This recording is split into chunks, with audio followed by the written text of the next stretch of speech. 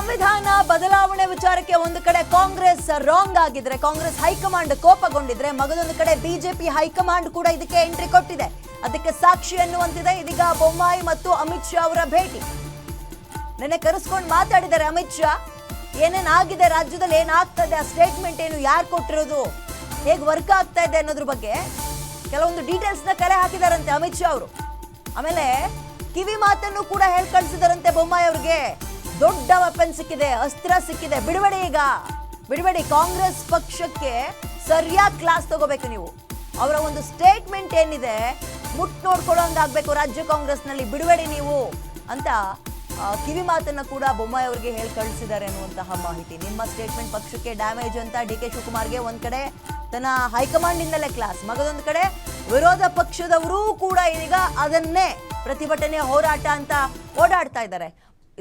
D K ಶಿವಕುಮಾರ್ಗೆ ಹೆಂಗಾಗ್ಬಿಟ್ಟಿದೆ ಅಂದ್ರೆ ಅತ್ತ ದರಿ ಇತ್ತ ಪುಲಿ ಅನ್ನುವಂತಹ ಪರಿಸ್ಥಿತಿ. ಒಂದು ಕಡೆ ಪಕ್ಷದಲ್ಲಿರುವಂತಹ ವಿರೋಧಿ ಬಣವನ್ನ ಎದುರಿಸಬೇಕು, ಮಗದೊಂದು ಕಡೆ ಕಾಂಗ್ರೆಸ್ ಹೈಕಮಾಂಡ್ ಹೇಳ್ತಾ ಇರುವಂತಹ ಅಂದ್ರೆ ಅವರು ಕೂಡ ಕೋಪಗೊಂಡಿದ್ದಾರೆ ಅವರ ಸ್ಟೇಟ್ಮೆಂಟ್ಗೆ.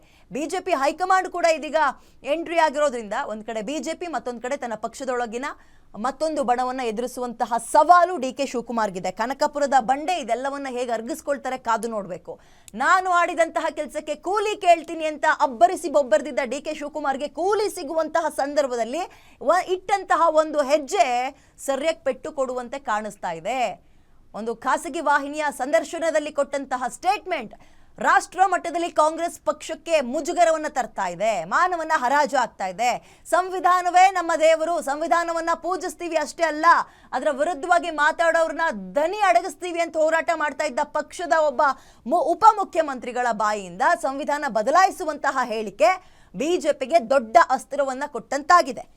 ಪೊಲಿಟಿಕಲಿ ವೀಕ್ ಮಾಡುವಂತಹ ಸ್ಟ್ರಾಟಜಿಯಾ ಇದು ಅನ್ನುವ ಮಾತುಕತೆಗಳು ಕೂಡ ಕೆಪಿಸಿಸಿ ಅಂದ್ರೆ ಈಗ ಡಿ ಕೆ ಶಿವಕುಮಾರ್ ಅವರ ವಿಚಾರದಲ್ಲಿ ಗಮನಿಸಬಹುದು.